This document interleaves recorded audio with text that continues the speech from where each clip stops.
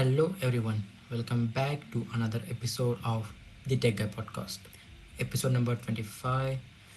And we are only talking about WWDC in this episode. I know it happened last week, and this episode was supposed to come last Friday only, but it didn't. And this episode will be coming this Friday on 20th. So, yep. Yeah, I'm recording this. We are recording this on 18th on Wednesday. So it will definitely come on Friday only. No delay here. So the reason it didn't came last week, I think it is because I was also doing. So basically, there will be another video of WWDC. I'm working for I'm also working for my another channel where it will be much more about 10-minute video. Like it will be my main channel to work on other stuff. It will be not a podcast. Like podcast is a totally different thing, but that channel will be a totally different thing in tech only. But so yeah, I will let you know or link down if the video will be available on that channel for WWDC. And yeah, you will get to know, like, if you are much more kind of an, if you want precise scripted kind of a video, you can definitely go check the channel out. I will link down in the description that channel, and we will be doing a lot of stuff there too. So yeah, so let's talk about the Apple 2025 WWDC, that is developers conference that happens every year. And in the last podcast we did some good predictions, and a lot of things happened actually that I actually predicted. you know it was like everyone saw that coming, but it's like, we bet on, like, in the last episode we did it. So as always, I think Apple does in their own style. What I actually love about WWDC is they do mostly scripted stuff with higher quality kind of an event, so which majority of the people just love to watch it. So it is not like, because tech events can be boring, so people who are not interested, even though they use those features every day on their life. But Apple makes it so much accessible for everyone with the stuff that they do, because I don't think people will watch same thing at same enthusiasm with same enthusiasm like the Google event happens, like the Google I/O, because it is live, and it is not as well, obviously well edited event will be much more kind of a good received with graphics and good scripted one. So yeah, so ultimately every year I look forward to what they do with the intro of WWDC. Last year they did AI, which AI intro in the sense is like they jump off from the plane, and Craig, Federica, and other team members, and then when they pull the parachute, I think the Apple logo, like Apple WWDC, came out, and it was good. This year they promoted the F1 movie, which is Apple's one of the most biggest bet on that movie. I think, like, they are doing it. So they did the F1 thing with the intro with Craig again with his style. What a great guy he is. So yeah, so Apple did a fun intro, which I actually love, because I'm a for last 6 months, I will say. I'm watching it, I'm into it.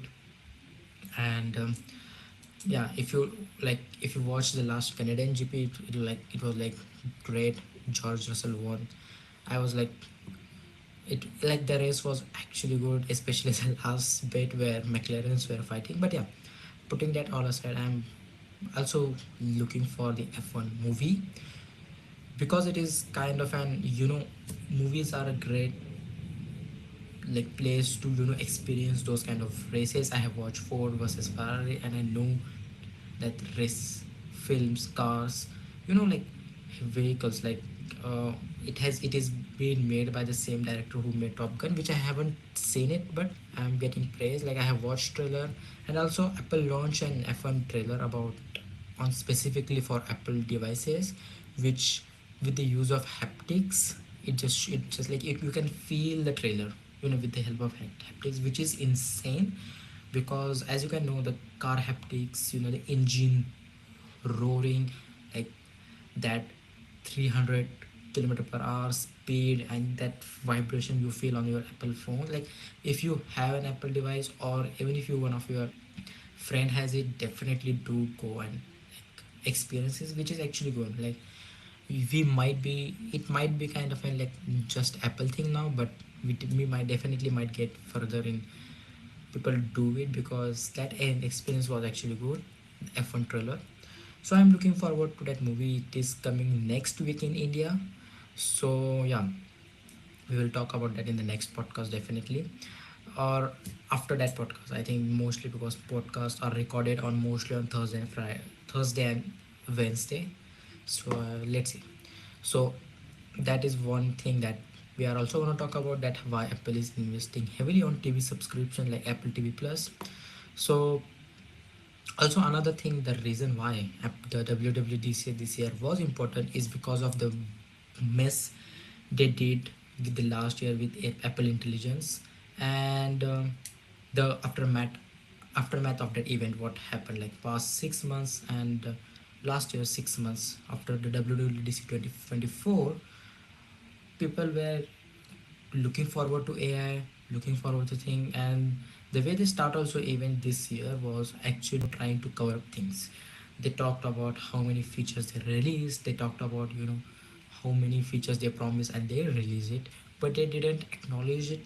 I feel that in that event, especially in the actual event, like in the video they showed it to whatever it is, they didn't acknowledge it that much, but it did say like much later is coming on to the fall. That is mostly in when they launch the 17 Apple 17 iPhone 17 mostly.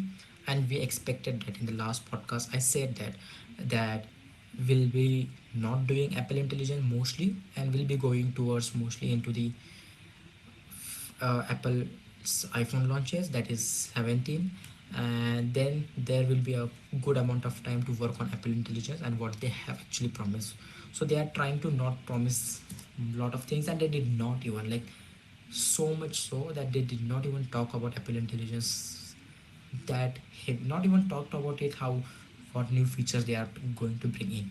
Definitely not. And I actually liked it. Like Apple was looking too good with their features they were announcing. They were confident in that, and actually liked it that they keep it that way rather than pushing it Apple Intelligence, that what every other company is trying to do.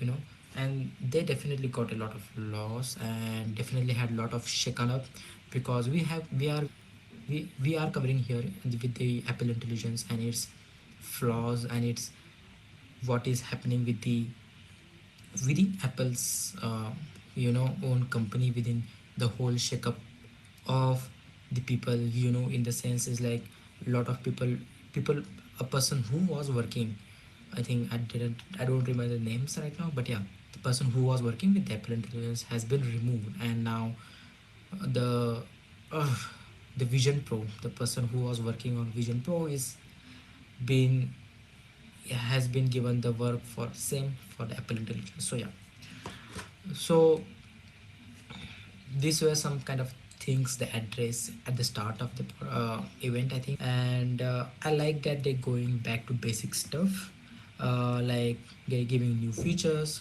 you know uh, that people actually need it. There are so many stuff that iPhone does, iOS, all the OS of the Apple does need features, especially you know so they focus on mostly roots, and mostly how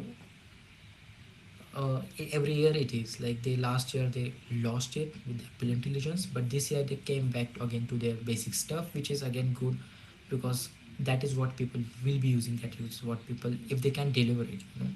So yeah, I think this they are pretty much confident with it. So yeah, we have we are going to talk about the liquid glass.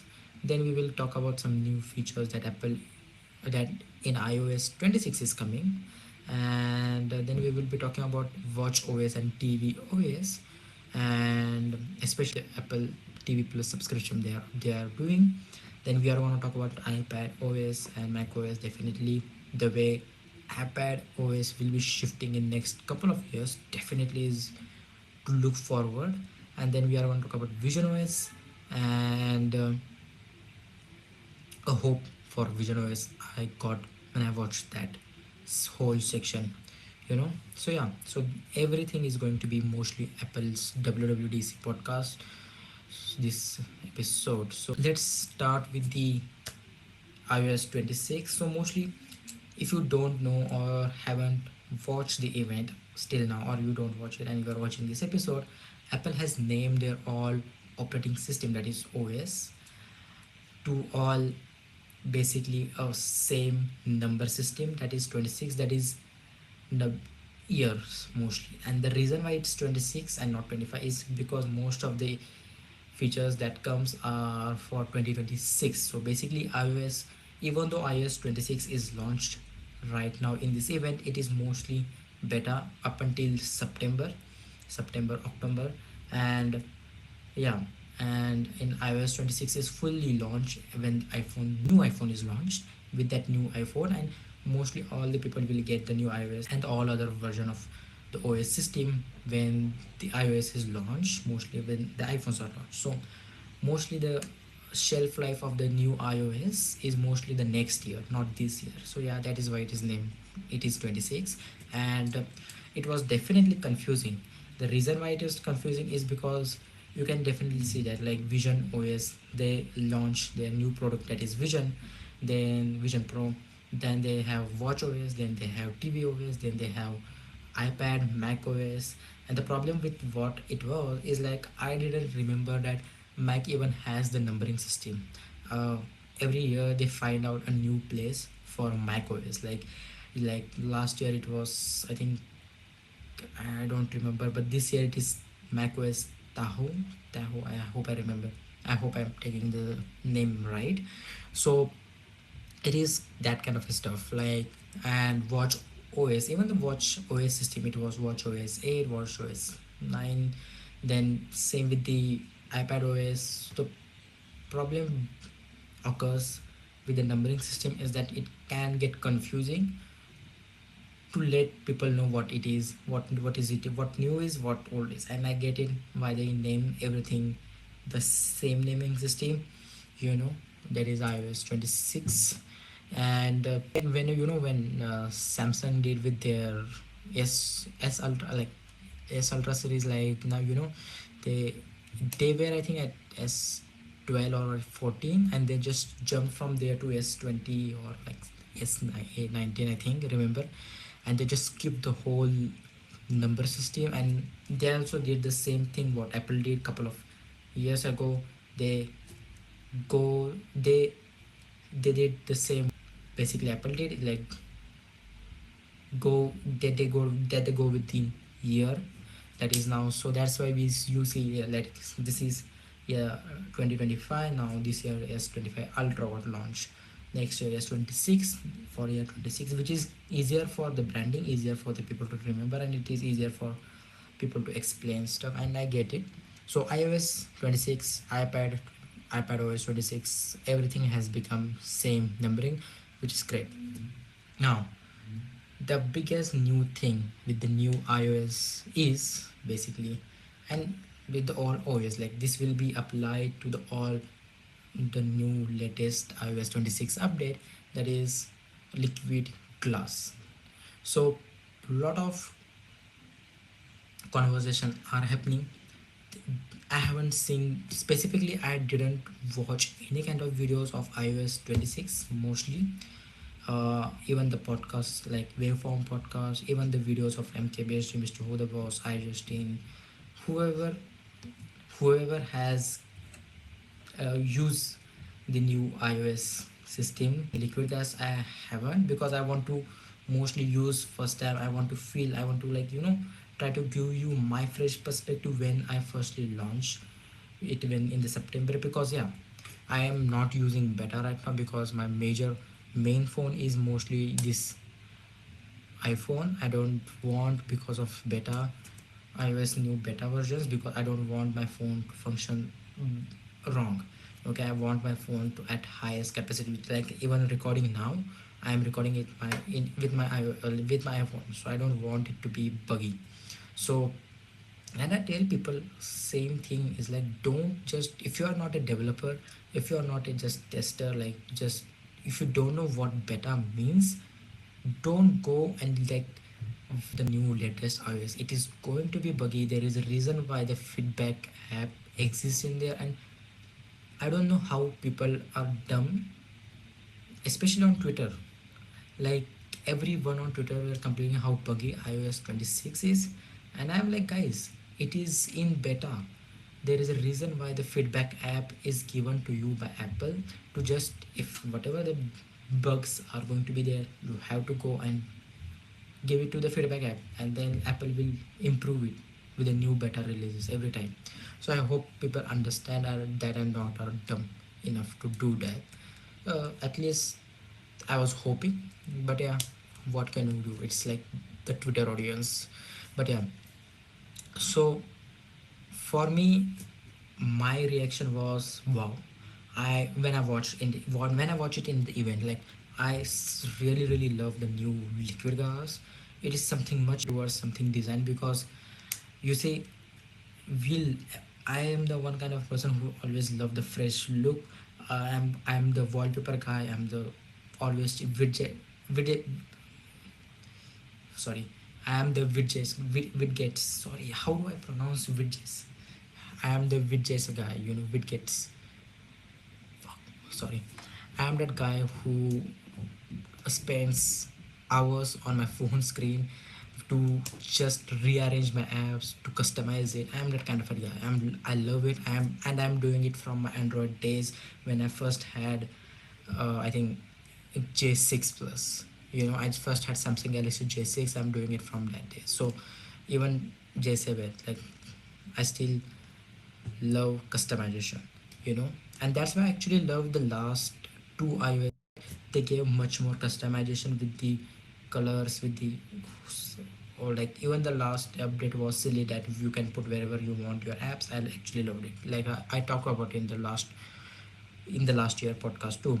So liquid gas is actually good, at least in front of the screen. Now I'm watching when they went, but I have watched the Verge podcast short where they talk, because they gave a reaction towards what liquid glass look like now, and so Nilay Patel and Alex was there. I think I remember, and their reaction was, I think they talked in that podcast the way it's like they talk about like Apple is not going to. They talk that yeah, they talk in that podcast like Apple is not going to release what the iOS version, like what the liquid glass is looking right now, is not the final version.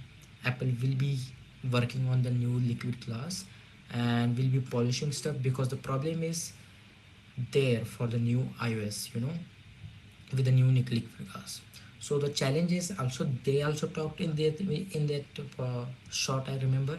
So that basically, oh my god, is wait a minute.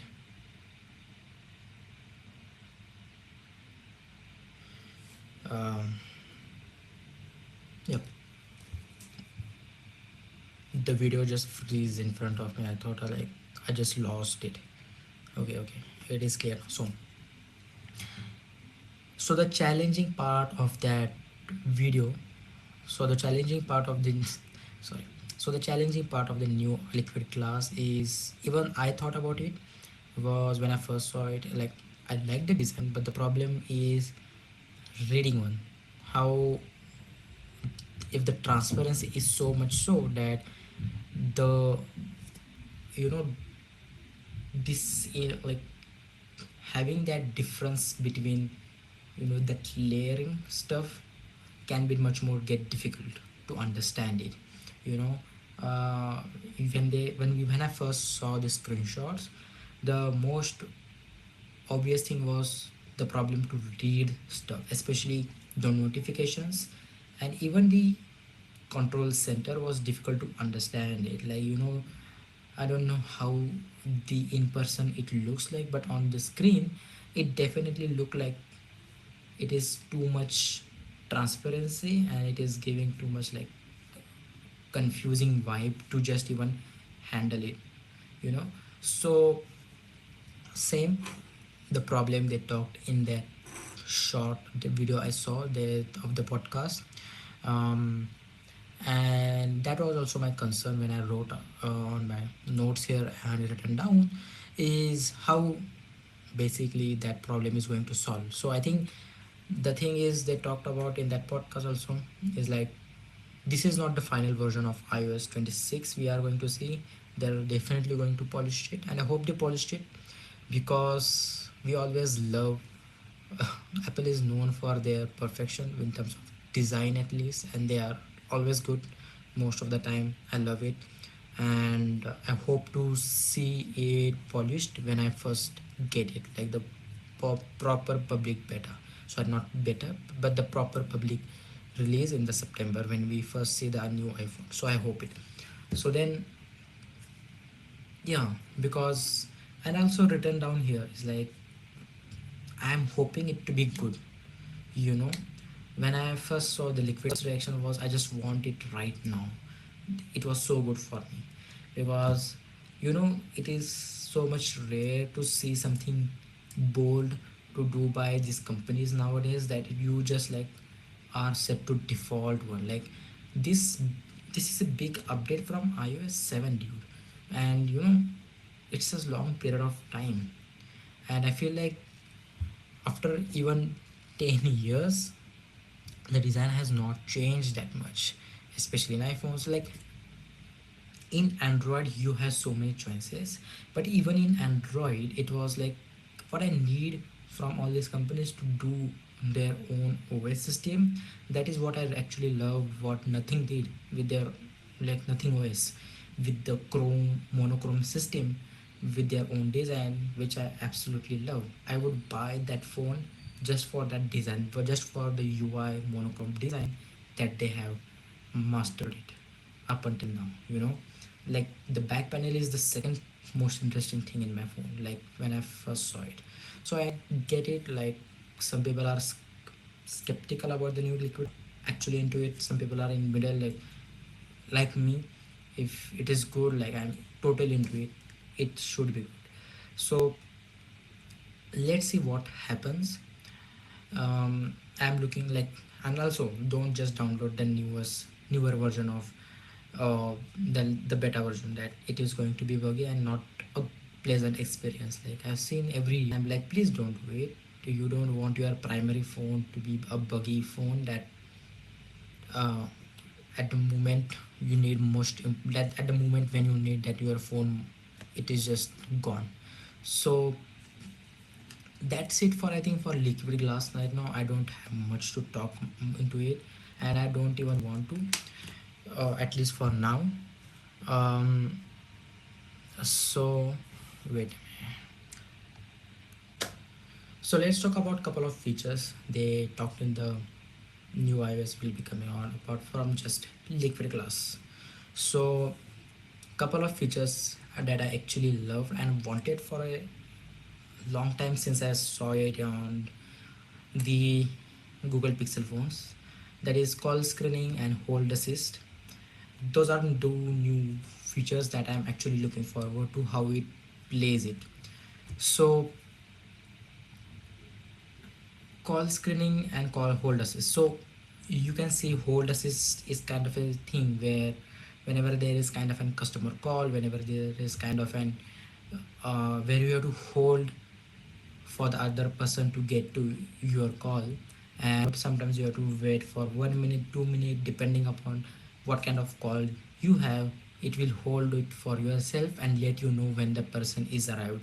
So mostly the best example they show in that video in the event was in the keynote was, so it was mostly a customer service where they told you to mostly hold the phone, and until they let you connect to some customer, their customer care person. So it will hold on for you. You don't have to do anything. You have to, if when the hold assist when the hold assist is on, you just have to keep it aside, and whenever the person is arrived, it will ring you for it again, and you can pick it up and start the conversation, which is actually good. lot of saves lot of unnecessary time, but uh, also mostly you know, most of the time customer care don't even pick up the call, so I think that's a good thing. Then the call screening is mostly for the people who, it is for mostly everybody, but it depends, you have to trust it. You have to trust in the system, you know, it is just a newer thing. It is kind of, and when I first saw it, it like people will be not happy to use it at first, because people, we have the, you know, what we say, habit of whenever the phone is there, to just get the phone and answer it, even if it's an unknown number, even if it's an, like, you don't care, like, people have that kind of an habit. I don't. Mostly whenever there is unknown call, I just cut it off, I just don't pick it up, and then I later check on who was it within Truecaller, mostly most of the time with the, to get who was it most of the time. Most of the time for me it is mostly a scam call, for insurance, or you know, loan, bank loans, most of the stuff. So call screening, what it will do for you, if you are one of those person who don't want to waste time to pick up unknown calls, what it does for you, it pick up call for you. So basically whenever there is an unknown call and the call is on your phone, it will do, what it will do is it will pick up the call for you, um, and pick up the call for you and let the other person tell you who he is. So basically when the other person tells what he is there for, you will also see the text message, what in the, in terms of transcription on your screen, what he is talking, and you will also see the audio, why he is here, like if it's a delivery boy, if it's a delivery person that is coming to your home, or mostly customer care, or mostly loan, you will get it, and you have to decide, you have to pick it up or just cancel it, you know, like cut the call, like end it, you know, that kind of thing. And I think I love that feature. I wanted it for like so badly. I didn't think it would come in this new update, because I don't know Apple will take that much kind of leap in terms of calls, especially because they don't do it mostly. I have seen like the numbers, like the calls app is so much old.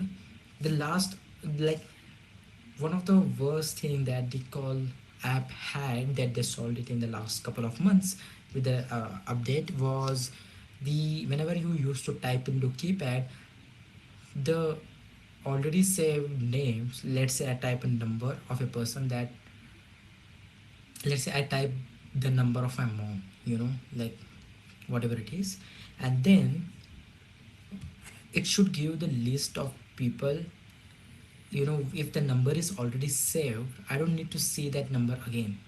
Where I used to type on the keypad on the phone's call app, it on Android phone, it shows who that number is, and it was not there for in the new, like the calls app for so many years. Like last time, I like last update gave that feature to the calls app. So the calls app is so much so old, and it feels so outdated, that the newer version of the call apps they have shown in the newer update will be coming on, which is great. The voicemails will be just down below there, and I think I will it will be like good to access lot of stuff there only. Even uh, the banners they talk about, like a lot of stuff are there, and I actually love the new design of the calls app. So I hope it works well, everything, and I'm looking forward to use call screening and hold assist mostly, especially now. Let's talk about, there is a new app for gaming. So mostly gaming is kind of a not a big thing for Apple. Like even though Apple phones, like iPhones, are one of the most powerful devices, I use it more, like I use it for gaming all the time. They have not done most of the things for like separate game app library, like what like game center kind of a thing, like what Android had for years now, which is whenever you whatever the game collections you have, whatever you have downloaded, to keep mostly in the one section in one app, to have friends connected. Like Apple had game center, but it was not good to create a separate app mostly. So yeah, so the new app is here. If you have ever used game center, it is same like that from Android. Nothing more much. Like there is like you can add friend, you can get give like start a scoreboard, like challenges here and there. So yeah, new game app is there. They also launched a new CarPlay and CarPlay Ultra, which is again, Apple CarPlay is good, but the problem with the Apple CarPlay is, for the last 2 years when they showed the last update for Apple CarPlay, it just didn't launch. Apple CarPlay didn't even got launched when they last shown in the last 2024 or 2023 WWDC, where they showed us so many features that Apple, the continuity of Apple CarPlay in the cars, and it didn't even came for 1.5 year, and people like literally forgot. I even wrote about it in the last year WWDC, I think, or talk about it on my newsletter. I don't know, but Apple CarPlay was so, like, it was actually good, but it was not even launched. So the new Apple CarPlay and CarPlay Ultra is this. There are two versions. So CarPlay is just the basic version. CarPlay Ultra is for specific right now for Aston Martin for cars only, I think. Remember. So yeah, uh, I'm not much into, I don't know, into much into cars because I don't have one. We don't do much into the car stuff, but if CarPlay Ultra or CarPlay basically even got released, or if there is kind of a video of there by MKBHD, if he does it on his auto channel, I will recommend it, or any other channel I got it. I will just recommend that video in the next couple of podcasts. So if you are into it. Um, so yeah, that is watch OS and sorry. So so yeah, so that is watch. So yeah, so that is mostly for me right now, the new iOS stuff. There are all again lot of features that they talked about, but mostly I'm excited for call screening, hold assist, the new UI, how liquid glass will be there. I'm much more excited for this stuff. um, let's see the new UI design. They also gave a newer look for the new camera app, which is again good, because camera app should be mostly, I believe that, much more minimalistic, just point and shoot phones. Camera are mostly for going for point and shoot stuff, and it has to do better in that. And Apple cameras are great in that. Like, they are faster, they are definitely faster than the Android ones I have used up until now. And they are definitely good. They have good, like, good shutter button is also really good. So the newer camera app is just two options, that is photos and videos, and then you tap and scroll it or scroll down depending upon what you want to use. Then there you will see the other option. Most of the time it will be hidden, so it is much more like they try to, with the new liquid glass and with the camera app, or even with the new Safari update, which is again shocker for me that Safari is now changing after so many years. Like, it is one of the most basic browser I have ever used, so mid. But now Safari has got a new liquid glass, same. So now reading websites, which it, like, at least there is a newer look that I can go and just like have something to it, right? Like Safari was so bad in terms of design. There is no kind of a big feature, like, or even like a good looking, like in terms of UI. So I hope it glass something though much good in terms of that. Like the website reading stuff was actually good, uh, much more. So that is there. Camera app is there. Safari is there. There are new widgets. So looking forward to that. The new a wallpaper dynamic change of the uh, they talked about the dynamic change in terms of wallpaper, that when they talked about like how clock will be get adapted according to your wallpaper, whatever you choose, 3D images on your phone screen. I'm looking forward to that also, how it will be implemented or how it will be there most of the time. Like I'm looking forward to how that works, because most of the time it creates with certain pictures, and I hope that it gives the same immersion as for most of the pictures that we can get, because it can be a gimmick, it can be a mostly a thing that exists and nobody use it, that kind of a stuff too. But yeah, so that is couple of things they did change the photos app too. Let's see in that thing, because lot of people update the last update. So yeah, those are couple of iOS update. I think we will move forward and talk about the watchOS and tvOS now. So yeah,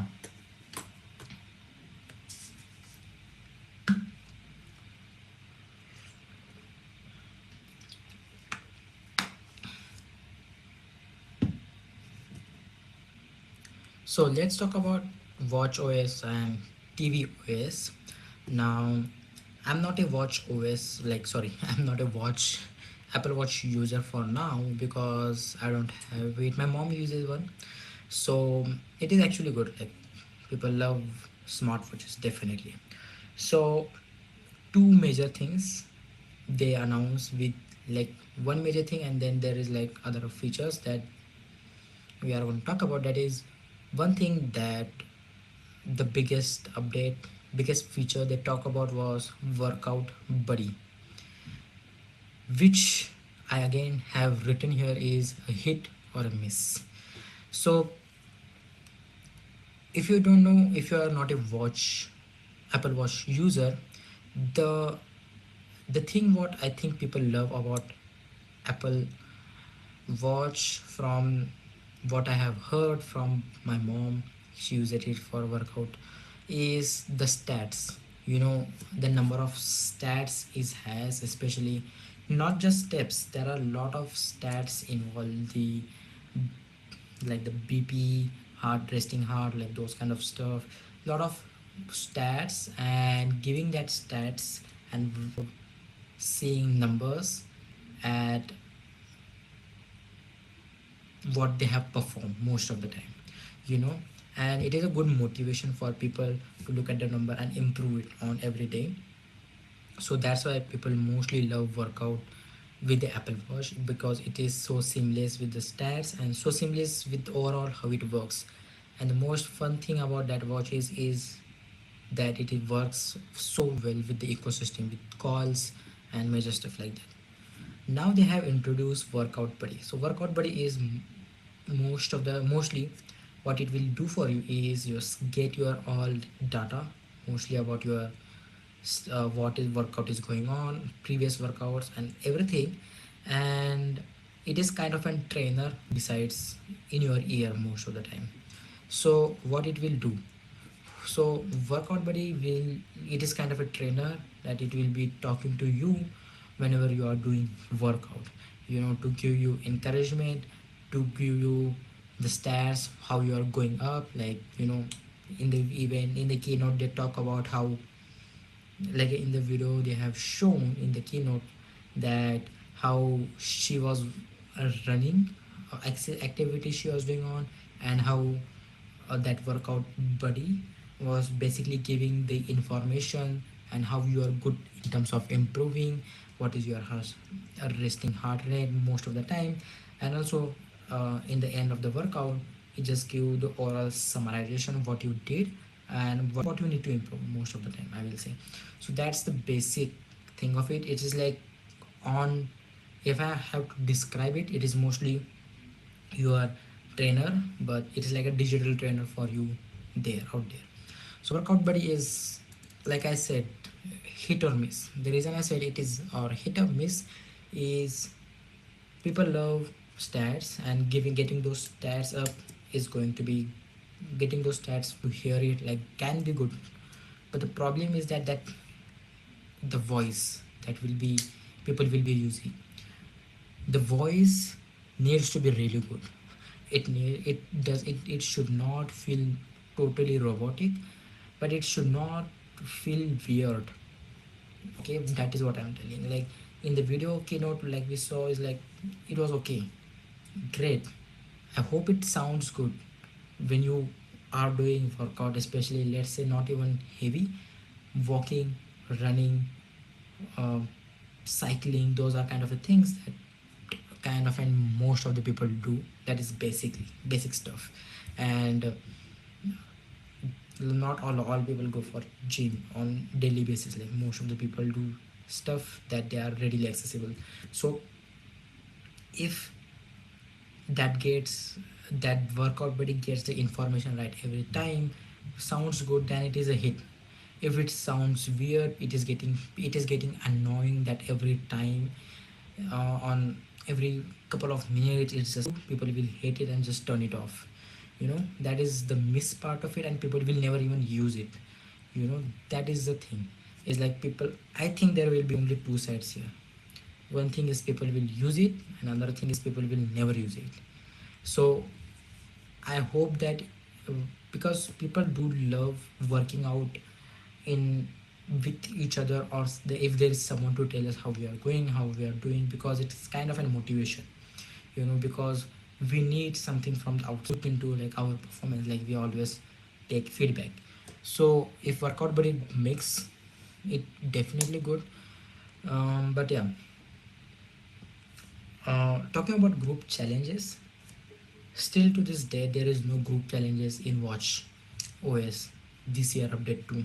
Like when the Watch OS update came in the keynote, MKBHD tweeted out and was so disappointed that the newer, like still to this day, why group challenges is not a thing. And I also tweeted out and replying it to it was like, yeah man, like that look, but it is such a gold mine they are on right now, because there is the ecosystem is already there. Apple are already there, the feature is there, the feature is just not there. And I hope that they know it, and they are just intentionally, yeah, I'm saying yes, they are intentionally trying to not give that feature now. They might give that feature in the September fall version if they launch the new watch, or even in the next year watchOS update, because group challenges are really really important. Like people love group challenges, people love to compete with friends, families, a lot of stuff goes there too. I hope group challenges they know it, and they are intentional trying, just like calculator app in the iPad. Like they know that calculator app is such a basic app that they need to work on, but they are not working on the calculator app and giving us intentionally. They know it, and they waited so long to it to become it, like it became so much kind of a meme thing, and then they launched it last year, and it insanely good. So I hope it is that level of, like, they do something that in terms of group challenges too, like something kind of a different, because calculator I become so much so silly that the meme was, and I was like, guys, just give us the calculator app. But they were like, no, we want to make the best calculator app. And I was like, just it is just an calculator app, guys, just give us it.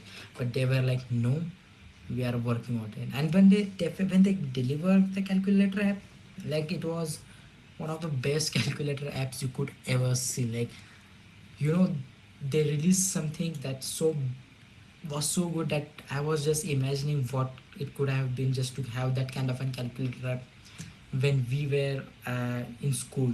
Like the most common thing that people talk with that calculator was like, I wish that this app we had sooner. So yeah, so I hope something that kind of a stuff happens with the new watchOS group challenges in the next update. So yeah, let's talk about, I think, the tvOS. So tvOS is not kind of a big thing. It is, I don't know, most of the people don't use, I think, TV, Apple TV. They use Apple TV plus the I think I use mostly the subscription platform where there are movies, say shows, but I don't use the Apple TV. I don't have the setup. But let's talk about in terms of subscription. They are Apple TV Plus shows and how they are investing in that, and they are looking a good future in that. Like, they're trying to create something big, just like as what Netflix, Disney Plus. They have been like even Prime, like dominating this field, and Apple wants to enter on that field because it's a good subscription business that if they done it right, I think people will definitely find a good decision. But it's so much so depends upon what kind of shows you bring on, what kind of marketing you do with those shows. Like the reason why there are only so many there are not so many big things, like even Netflix suffers, even Amazon or Disney Plus suffers, is because of so much so bad shows. And what happens with the subscription platform is like when it is it is easier to bring people on, I will say. And if you keep people hooked on your platform with good shows and proper uh, content you give to people. But after, if you disappoint people with the content and the shows that you are giving it, people, when people just get out of your platform, it is difficult to get again on those people. It is so much so difficult that even Disney realized it, even Marvel realized it, when they were so much so involving with the mid content with their shows. And even Netflix got it. Like, there are so many shows available on the Netflix. There that there are only one, or only one season of it. And even though season one was good, they had to cancel so many seasons. The second season is not there for so many shows. It's because there is no good viewership they are getting on. There is too much investment is going on. But the problem what happens is that that shows they cancel our shows so much so good that there is a kind of an audience there, but the shows are so good, like, but there is no like and kind of an guts involved to invest on these projects. So I think Apple, I don't think they have problem with the money part. I think they will be having problem with the, I believe, with the content and how they want people to like receive their platform, how people want to see their platform, because they are already starting it with the marketing. Like, they are marketing their platform as a high quality content they can deliver, and they are delivering it. Like, the last show I watched on Apple Plus is Severance, which is again one of the best shows out there, not just on Apple TV Plus, all over the platform. Like, they are going really good with the highly budget shows. There is also another show called Jurassic, I think, Jurassic World, related to Jurassic Park world, that is also, I think, Jurassic Park or Godzilla, I think dinosaur. Like, there is a show also, something related to dinosaur, which is again, you can see, like, they are definitely involving high quality budget shows. Now, one movie which is again high quality movie with so much so big budget is involving, and they are betting too much on a fun with the movie. Because, like, I saw, like, even yesterday, they when they do so much so grand, kind of an a red carpet in the middle of New York City with the Times Square, and bringing out all the cars, real cars in the F1, in the New York Square City, there, and all drivers. It's like, damn, they are investing too much thing. And F1 is one of the most expensive sport out there. Yeah. So I hope that for they continue with the quality, good quality. They don't go in the direction what Netflix did, is like producing too much stuff. I think that was the problem, I think, with the Netflix was. But now they are, I think, getting back to their stuff, which is good. But the problem of like the business of OTT platforms is definitely hard to get on. And people are definitely, and the thing is, there is also a world where there is also newer subscription platforms are coming from creators. There are new subscription platforms like Movie, which is just for 99 or rupees, I think, I believe, which gives a lot of indie movies. In future there might be a subscription service by A24. You might never know where, if these big giants like Disney and even Netflix, don't give commission that to their movies or shows the same kind of money. They will just get, get their own platform or just sell their movie privately. They will not even give rights. So there is also that kind of a thread too, where indie movies are going up. We can talk too much about it, but I don't wanna. But yeah, good quality shows they are definitely working on. They are marketing their whole platform as the best, a platform where the best shows are there with the high quality shows, and it can be there. I am not like they have Silo, a sci-fi show. There is an show with Jason Momoa, like a lot of, yeah. Like the studio was one of the best shows I watched this year. Apple TV Plus. Like I watched two shows this year that was are from Apple TV Plus, which is again insanely good. Like it just stops Severance and the studio. So yeah, I think I'm looking forward what they do with the TV Plus heavily investment. But yeah, and the liquid glass again will be available for tvOS too. Like it, like they are trying to do similar stuff with the all. So yeah, I think that's it for watchOS and tvOS for now. Uh, we will take a break here, and after the break we will be talking about macOS and iPadOS, and how the future of iPadOS just changed with this new update they have given, and looking forward to it. And then we will be also talking about the Vision OS. That is, I'm so excited to what the future of it looks like. So yeah, after a break we will be right back about talking about these things. So yeah.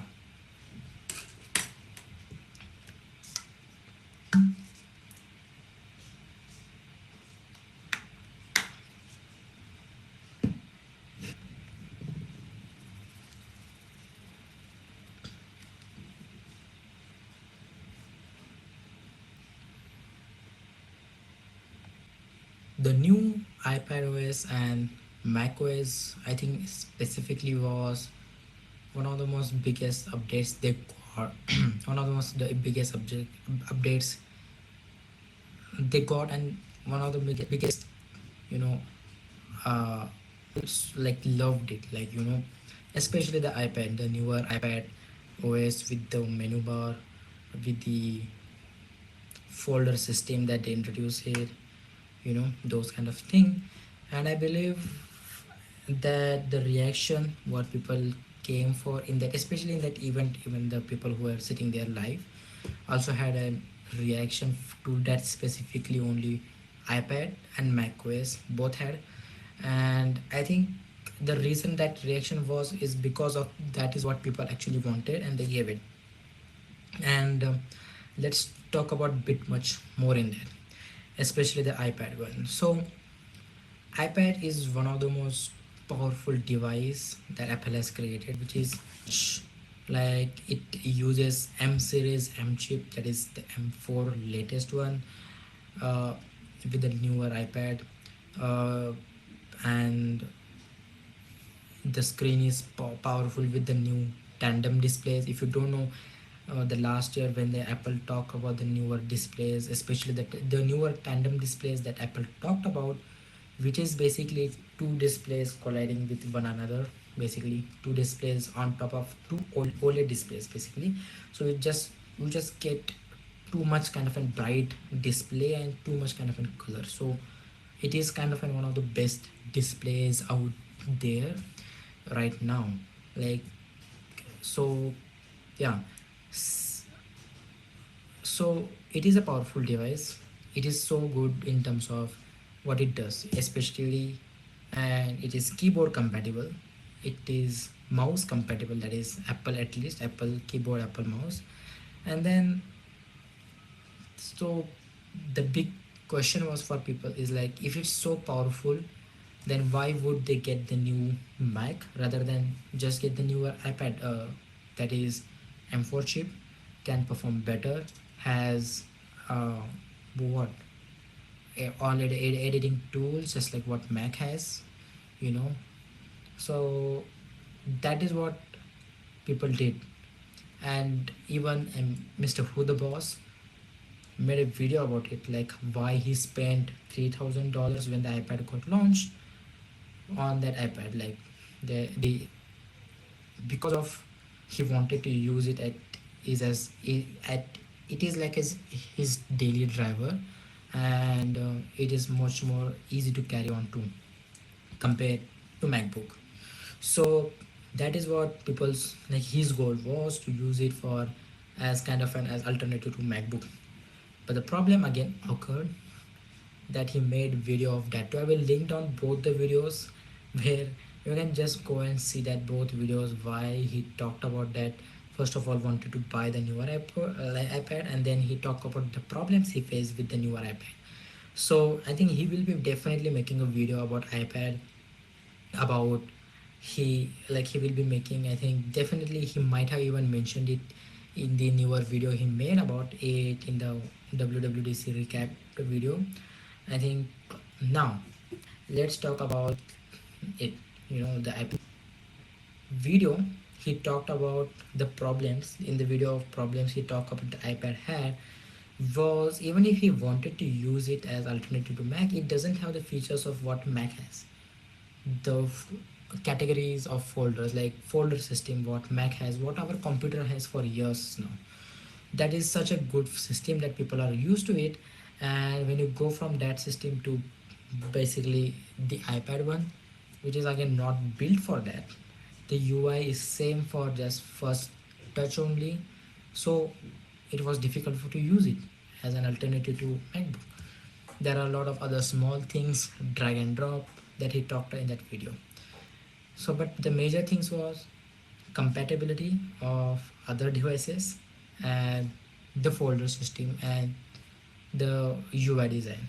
Okay, now with the new iPad OS, that is iPad OS 26, that they have launched, was the issue, or you see that Apple what direction they are going. You know, Apple is definitely knows what the issue was with the new iPad they launched last year, which is they have launched a powerful device, but what people will use it for. You know, if if you are giving people choice to use it for just for specific one direction, that is an alternative device, then why even you give it such a powerful chip like M4 and make it so much expensive, you know? So the part of me was when they launched with the newer iPad last year, I was like, if you are launching so much kind of a powerful device and not giving people who professional people who will be using, like creators who will be using it as kind of an on daily basis and can bring out that power that they need it from the device, and you are not basically allowing that for the creators. That was the main issue. Basically they are giving something that is raw powerful, but the problems were there. you know you like, if you don't want to go that towards the path of the Mac, what basically the system what Mac has, definitely you can stick to the only one path and still tell people that you can use it for graphic designing here and there, promotion, animation, that's it. So you are just keeping iPad as just kind of an designer centric alternative only, not MacBook. You are not giving it as like, so it was kind of an problem for Apple to define what iPad was, you know, and they had to go one or two direction. One is stick to whatever you are, and other is to take this opportunity of making good features for iPad, especially in the UI change, and make it better to use it much more for the people rather than just you know making it harder for getting it to more broad spectrum of people. Because if I am not a graphic designer. I am not at least for now. If I want to buy iPad, why, especially the M1 tandem display 13-inch, why would I buy it? So that is specifically more for only specific design, basically bringing down their own customers and going into that so much so niche that it is not beneficial for as a business, I think.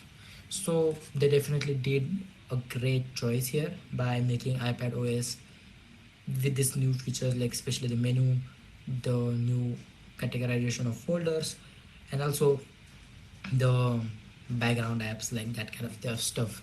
So that is what I think the direction, what if, and I believe if they go it, I think they definitely are trying to blend Mac OS and basically iPad OS. And basically I think I feel like um, they are making it much more clearer to the people, like they want to appeal to much more larger consumer base, and then they are just giving people choices, I believe that. But the hard choice here now is if you are making Mac, sorry, the iPad OS, like with the ipad newer ipad, powerful for chip, and they are as much as powerful as MacBook, especially as even equal level to the powerful of MacBook Air, then what choice people will have, you know?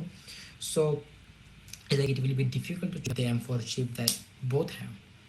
So same question was asked to the Craig and Josh in the interview of Tom's Guide. I will link down that interview, which is again a really good interview. You can go check it out.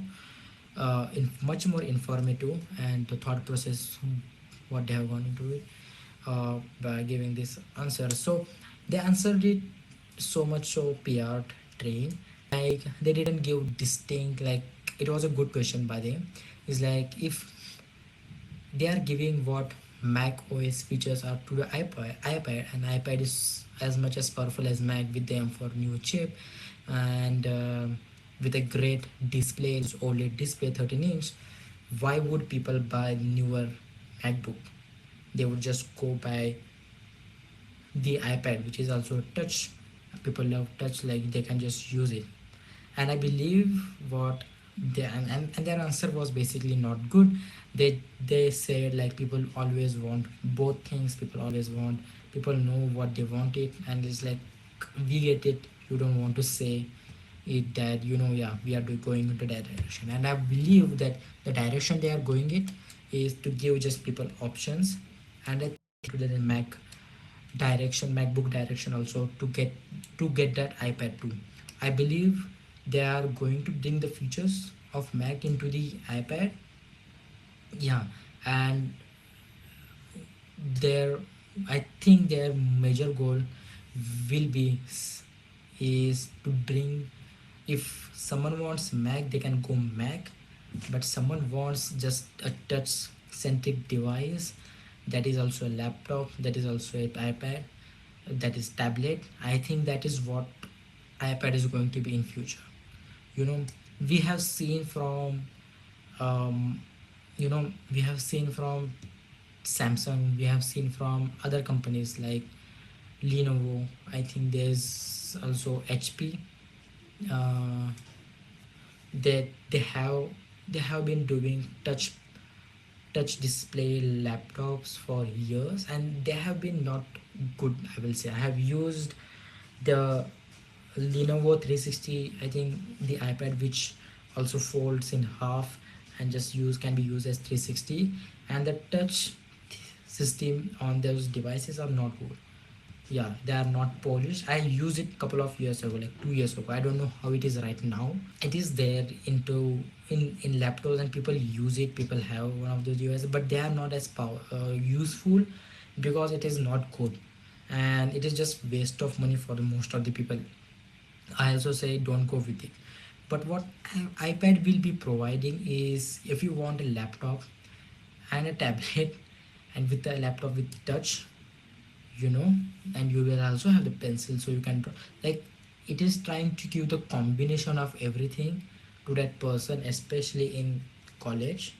especially trying to be much more student centric. I will definitely believe that, because ipad people do love ipad, because MacBook Air is one of the most used device for students, because it is not just cheap, but also it is easy to carry. It is so much so thin that I think you can just carry it on. And that's why same with the people love taking notes on the newer iPad, like the iPad that are 13-inch with the bigger notes. Like people love it, not just graphic designers. It is good to watch something. It is like a basic good phone, and like basic good device that can be done really bad. Then that can be really good, you know because it will be available for not just, basically you can have own SIM card on that device. It will be its own device towards own. You can, like, it has, and you can, if you have, and you will be involving in the ecosystem that the fit, like, there are a lot of stuff that this device can do, the iPad one. So I hope that we get, like, so the ultimate thing here, what I'm trying to say is, the new iPad OS is what is trying to do, and what Apple future, and this is my prediction, is to make an to make an, I will say, a middle device, where MacBook comes in way much more high demand, and MacBook Air up down, and the iPad will be like in between those, and give much more people much more choices. I believe that that is what going to happen. People who feel, if people want, like, if I was a student, I would buy, if the MacBook Air, definitely, if I want to just have a perfect good device and don't want to involve into what Windows has, so complications there too. So just a Air. But now iPad has come into the game with the newer updates, the M4 chip, bigger display. I think it is confusing right now. If we take one more step ahead with the newer iPad, uh, and the newer updates, like, let's say in future, in the next WWDC, we will see much more updates regarding, we will see much more blends in terms of features of macOS and iPadOS. And if it happens again in next year, I believe that they are trying to give much more, like, another trying, they are again trying to invent, not invent, but again trying to bring a new device to the market, that is an option besides MacBook Air. So they are just giving much more options. I think that is what they are trying to create with the new iPad devices. That is, it is touch. You can use it as Mac. You can use it as designing. Like, you can watch stuff on it, and you can have, like, it is a package. And people who want touch devices, iPad is insane in that. Like, it is so good. It is good display. Everything is better. Yeah. So I think they are trying to achieve with the high-end M series in the iPad, and not just designers and not just students who take notes, but also people who wants to get both iPad and Mac kind of a device. Like, I think they're trying to broaden the consumer section. That is, like, if someone wants both iPad and Macs kind of a thing, they can just get one iPad and just, like, get accessories later on, just to uh, you know make it kind of a Mac system for yourself. I think that is what is going to happen. If they want, like, they are trying to broad their consumer system, they are trying to broad their customer base with the newer updates from the iPad. So I hope we get it. I want Apple to go into that direction, rather than just holding back the, even if giving the iPad then so many, um, even giving after so many updates, so many powerful raw energy, it is no use of if you don't use the features that they have given now. So that is what I think going to happen with the iPad. They are ultimately trying to bring the new consumers here, new customer base. So yeah, I think that's it for now for me iPad, because I'm looking forward to what others people, I will be looking into what others think to, like, And also, what you guys think about iPad? Mostly, I think it's one of the most powerful devices that hasn't been used fully. That's it. So yeah, iPad is there. Not much to talk about for me for macOS because I don't use Mac mostly. Have used iPad for like not even I have it, but have used at least it. But the macOS, it's people love the features that like Spotlight new feature that they talked about. Making so many like there are so many powerful thing you can do with the Spotlight. Like I'm not going in that much detail in depth of it. I might in future when I get my own MacBook. I hopefully get it. But we will talk about the Vision OS now. Yeah. So let's talk about the Vision OS now. So I did not wanted to talk about it much because is the reason why I did not wanted to talk about it for Vision, especially Vision Pro. It was pointless, first thing first. But the thing that they announced with this Vision OS update, which is again, I'm so glad that they are going to this direction. So yeah, let's just dive into it. So uh, when the first Vision Pro was launched, it has been much more than a year now. When the first Vision Pro first there is no second one, but the when the Vision Pro was launched and the reviews were out, when the first reactions were out, people's major concern or major not concern but feedback was why there is no shared experience in it, why there is no you know shared experience in the Clio.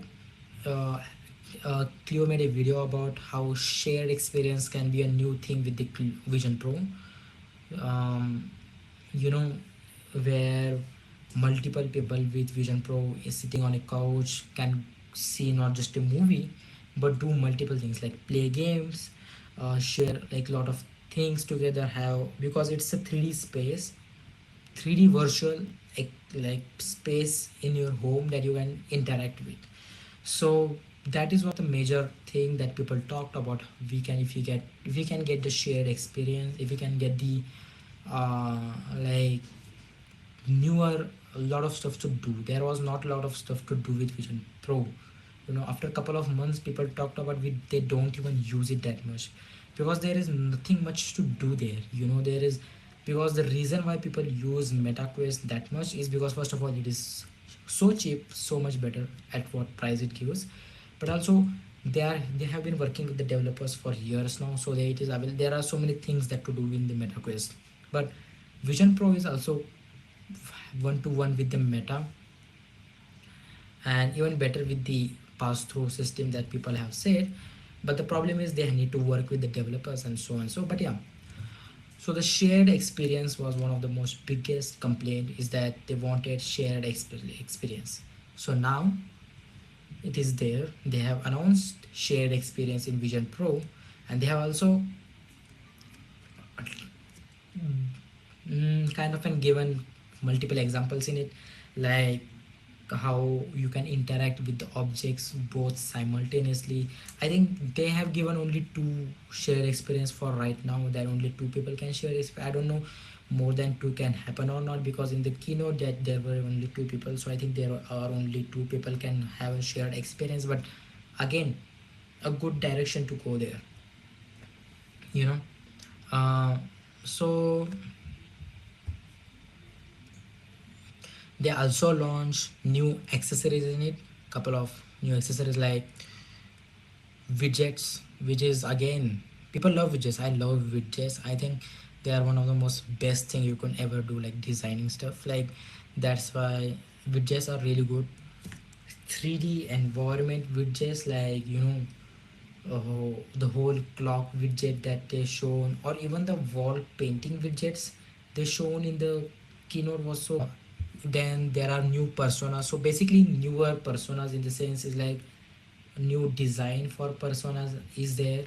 Then now there is Logitech Muse Basically, Logitech Muse is the Apple Pencil of Vision Pro. You can draw and have, basically, you can draw yourself stuff, or you know make you Apple Pencil of it.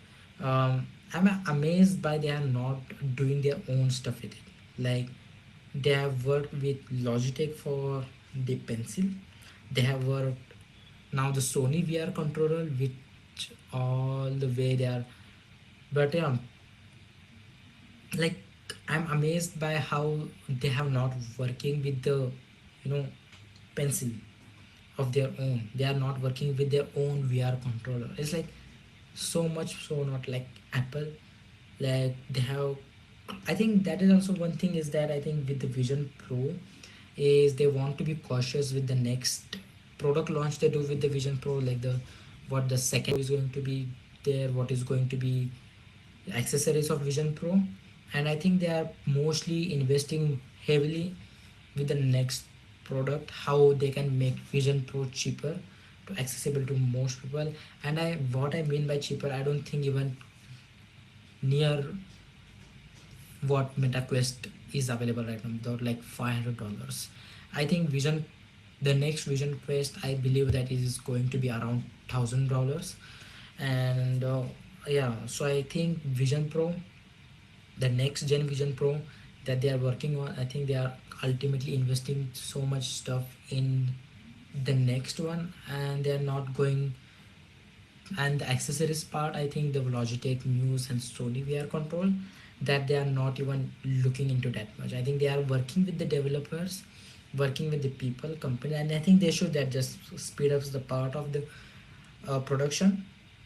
But yeah, so I think they are because it is just like my, you know speculations, because they are not doing their, that is what Apple is known for, their accessories, to their own accessories here and there. But I like, they are working with the companies, like, especially with the biggest, I think will be the Logitech Muse, with writing in the air in that 3D space. That is so good.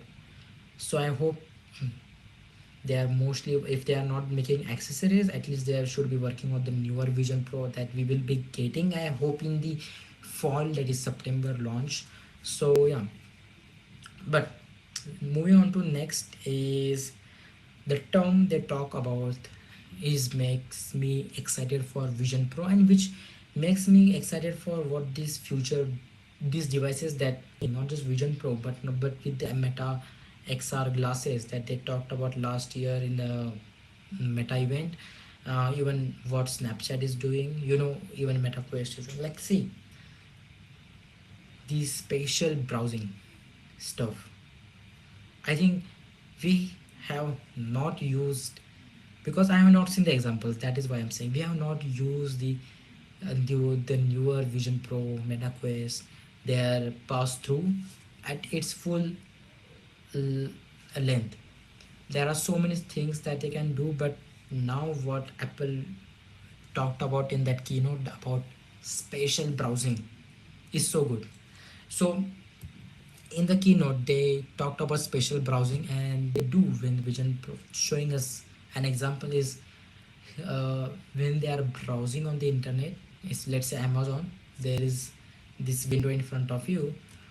You can, whenever when you are using the new Vision Pro, you can take that product out of from that window and place it in your real place. So let's say I'm buying a table, you know and then if I want to know how that table will be looking realistically in my own place with the same measurement, I can just pick that table out from that image and put it on my own place, and table how it will be looking in your own place.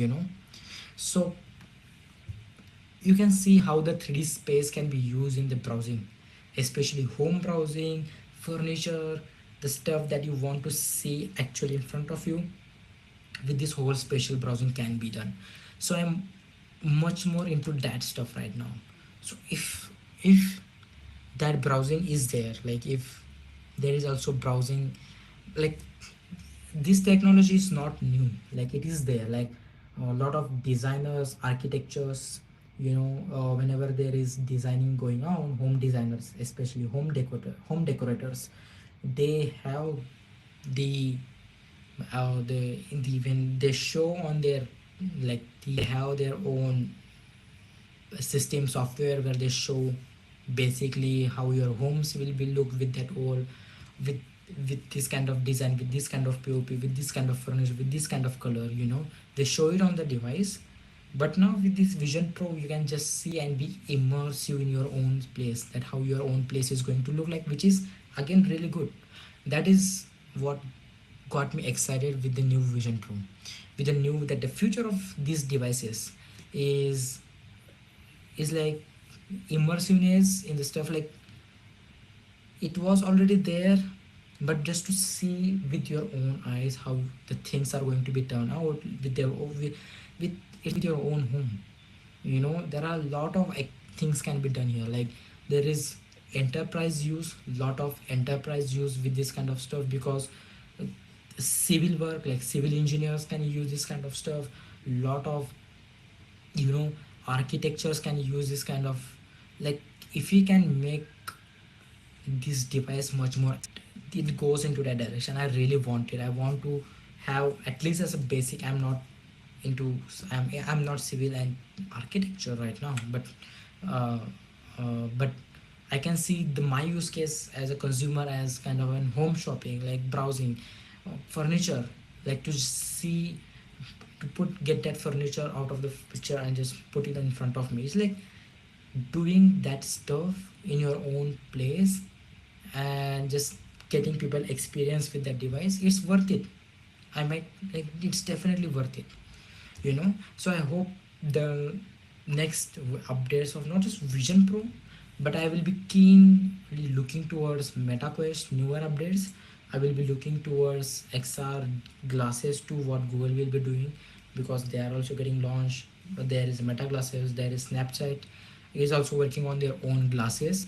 So I hope, I really want that to be working on, especially because that just, it just opens up the new market for the people, for these companies, like, and the whole new consumer base can be created over that. It's like a new business stuff, and also it is good for the people. Like, if a kind of a business, like, if you can see that product in front of me, is such a good thing to have.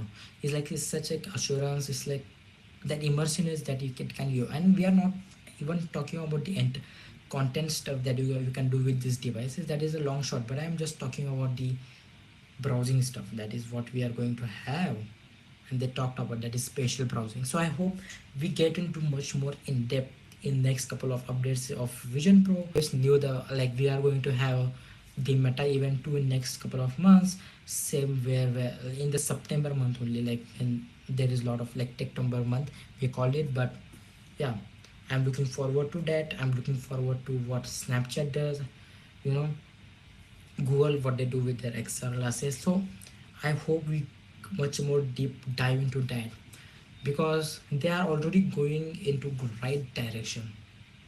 Like, they are definitely going towards right direction, as like share experience, one Vision Pro.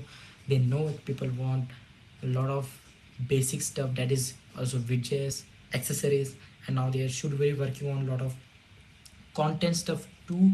Like, they are working with the DJI Insta 360 with the newer 360-degree looks.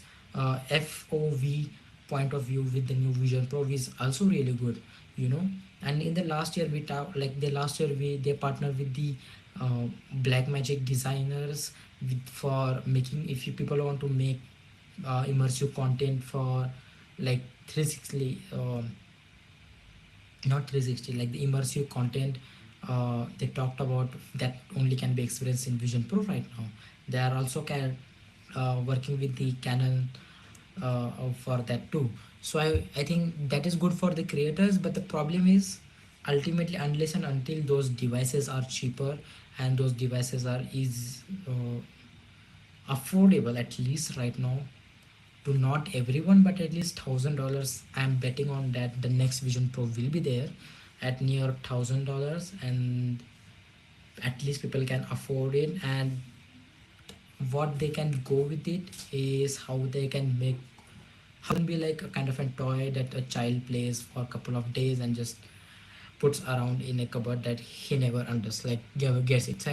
So and that is what has happened to the newer Vision Pros. A lot of people have gotten it, but they have just used it for a couple of times and just they have kept it. Like even MKBHD talk about that in his podcast. So the newer Vision Pro should be cheaper, definitely, and also there should be a lot of things to do on Vision Pro, not just content. Like content is not going to help it. Like the Vision Pros are heavy. Do people not want always uh, that kind of thing, like to watch movies, series on that stuff? People want to do a lot of stuff if they can do it, like the work stuff, the browsing stuff, like a lot of stuff, and especially shared experience, so they can experience stuff with their own family, friends, whatever they want to do with.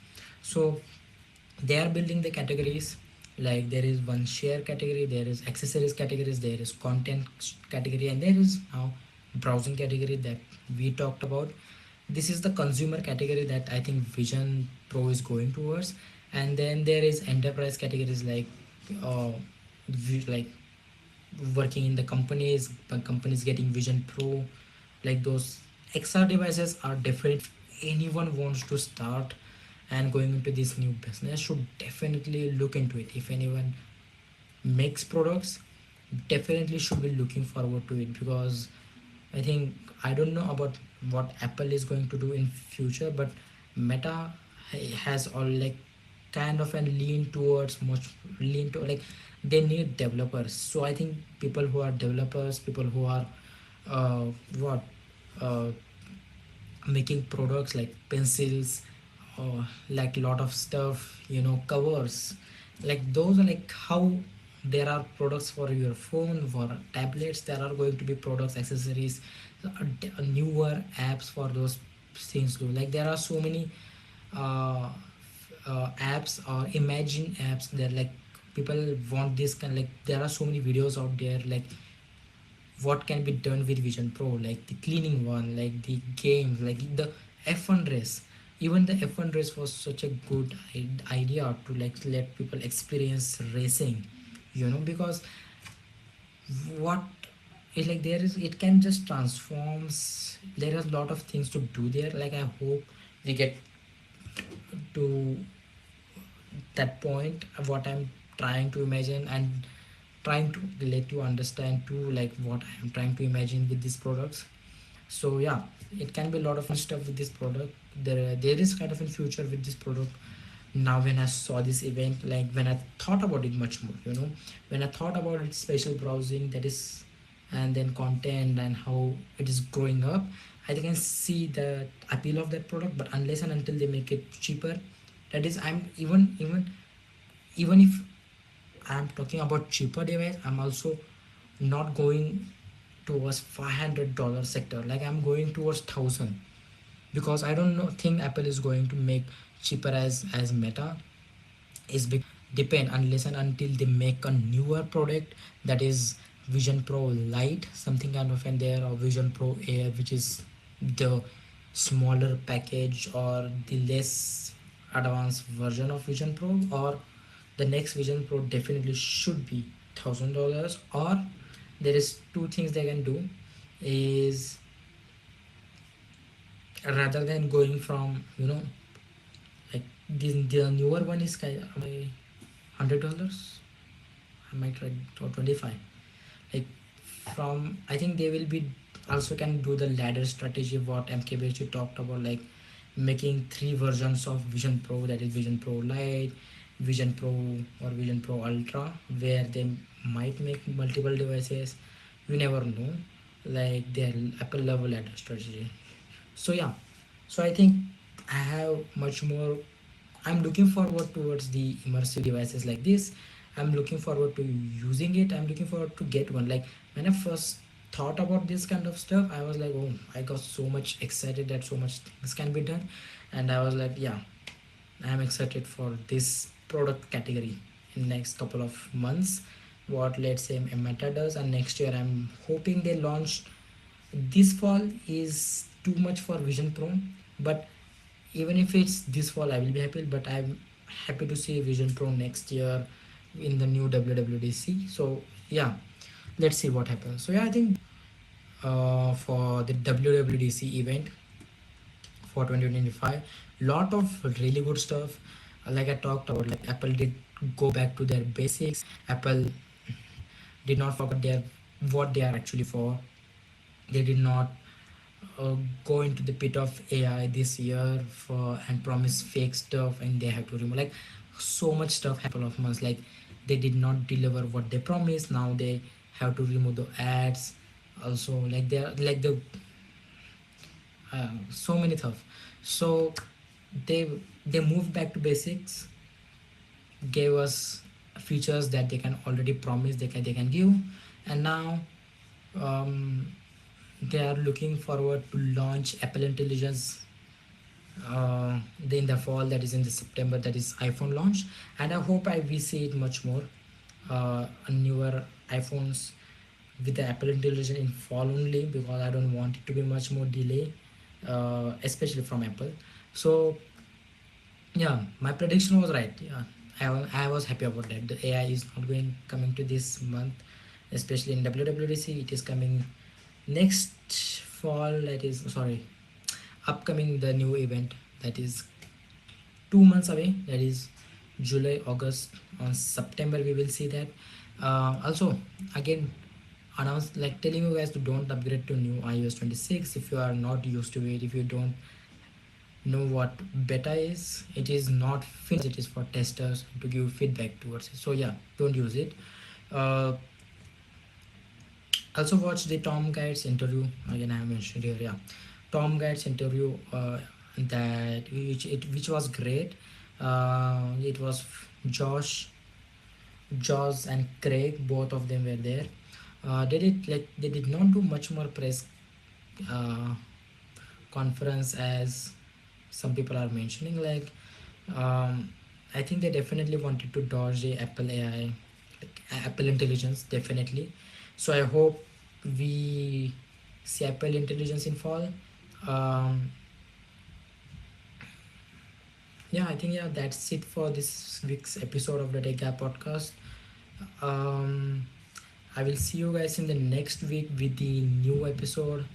Most probably, I don't know what we are gonna talk about. If there is not kind of a big news, I think we should talk about the uh, the AI stuff. I'm been talking for like months now, but yeah, let's see, let's see. Yeah, stay tuned and also comment down your thoughts, what you like, what you not, what you want me to. I know the timing should be on Friday only, but it is difficult. I will next week episode is going to be on Friday. Don't miss it out. And this week episode is going to be on Friday. I will be try to be consistent on every Friday, mostly on Indian IST 5 p.m. So if you are watching it past like from US, you will most probably get my episodes in the morning. If you are watching from it or from Australia or from Japan, you will be watching it at night. I get it, but yeah, I will be mostly episode will be releasing Friday 5 p.m. IST Indian Standard Time. So yeah, that's it for like WWDC wrap up. A good event, I will definitely say. Apple coming back to its roots, and I hope we see the newer updates actually good. And don't Apple don't please don't fuck up the new update. So yeah, that's it for this week episode of WWDC event. Coming back next week with much more AI updates and thoughts. And what you want me to cover, let me down in the comment section. If you like the episode, like it, subscribe it, watch it. Feedback is much more needed here. Okay, it is important. Give your own thoughts. Okay, yeah. So that's it. I will see you guys in the next week, Friday, hopefully.